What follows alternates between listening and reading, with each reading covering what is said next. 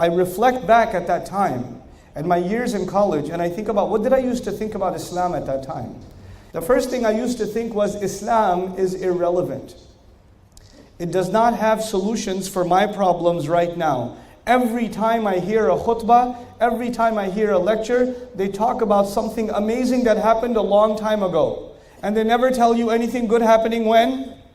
Right now. Only bad things are happening right now. And all the good things happened a long time ago. And so they keep telling me this, that the time of the prophets was great. The time of the Sahaba was awesome. We used to be so amazing, but now we are just a bunch of munafiqun and we're just all going to go burn in hell, and all of you are sinning. And so you know what? I accept. You know what? At that time I said, fine.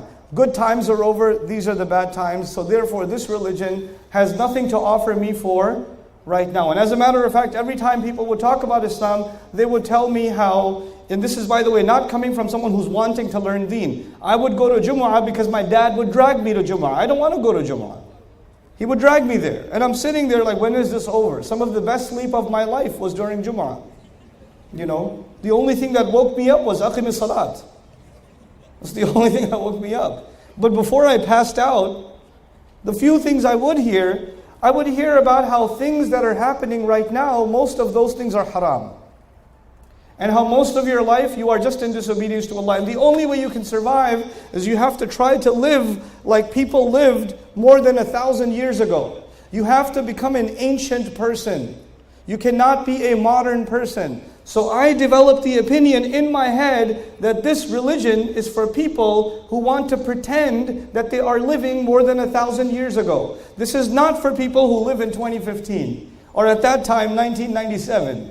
This is not for those people. That was the first opinion I had, that this religion is irrelevant. It's outdated. It's expired.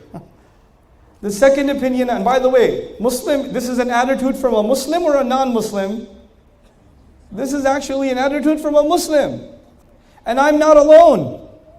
I'm not alone, and I wasn't alone then. Millions of Muslims used to think like this, and they still think like this. And the second attitude was that this religion is harsh. It's harsh.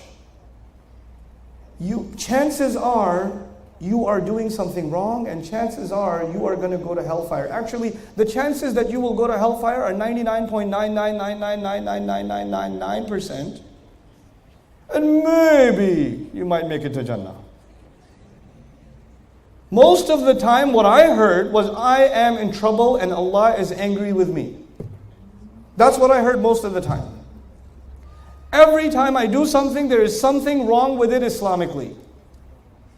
Something is wrong with it.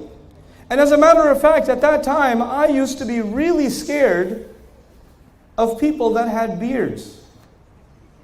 Because people that I knew that had a beard, they don't smile. They look at you like, oh my God, this guy. The more Islamic you get, the more angry you get at the world. So I used to be scared of those people. Man, I was scared.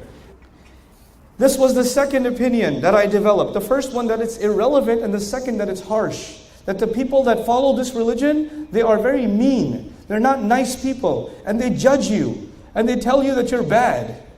And that they're better than you. That's the second one. And here's the third one. The third opinion I developed was, okay, you know what? Let me just maybe I shouldn't judge a book by its cover.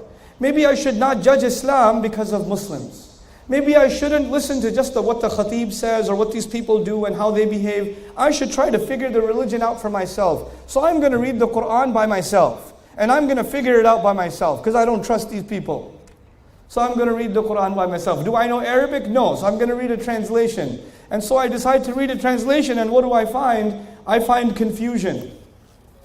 I find confusion because some ayat in the beginning are talking about something, and then they're talking about something else, and then they're talking about something else, and something else, and something else.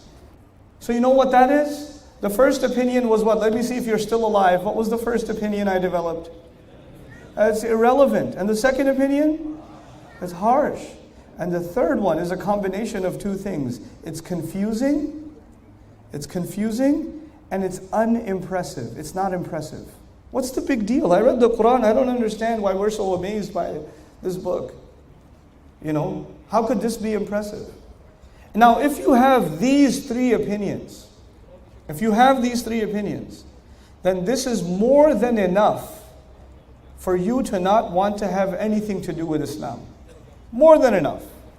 And they say, well, I don't want anything to do with religion because it's harsh, because it's irrelevant. What am I going to learn from the story of this prophet or that prophet? That happened so long ago. We're living in 2015 right now. One guy even told me, if the Quran came down today, it would have been different. It would have been related to our time. So it was related at that time. It has to do with old times. Asatirul awwaleen, that's good enough.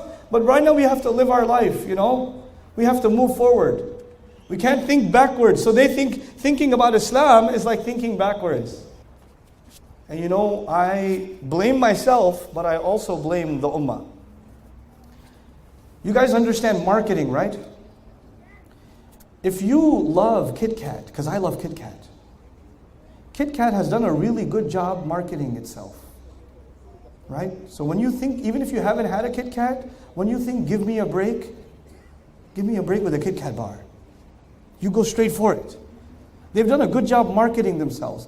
Islam, the Muslims, the Ummah, hasn't even done a good job marketing Islam to the Muslims themselves.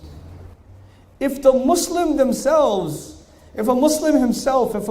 herself has a negative opinion of Islam, that means we did not do a good job presenting Islam. That's what that means. Something is missing. Something is very wrong. Allah Azza wa Jalla, and all of this I want to share with you before I get to the next part. All of this is inspired by one ayah of Surah Al-Nahl. يقول سبحانه وتعالى ادع إلى سبيل ربك بالحكمة والموعظة الحسنة. He says, call to the way of your Rabb with hikmah. Anyone know what hikmah means? Call it out. Here's a hint. Wisdom. Yeah, very good. Hikmah means what? Wisdom. My argument today is most of the time we talk about Islam without wisdom. And when we don't use wisdom, instead of bringing people closer to Islam, what do we end up doing? Pushing them further away from Islam. And the way you call people with wisdom, or you call people wisely, is you call people the way the Book of Allah calls people. But we, I would argue, do not use the method identified by the Book of Allah. We have our own methods, and these methods are highly unsuccessful. Actually, they're not even wise. They're very unwise ways of calling people to Islam.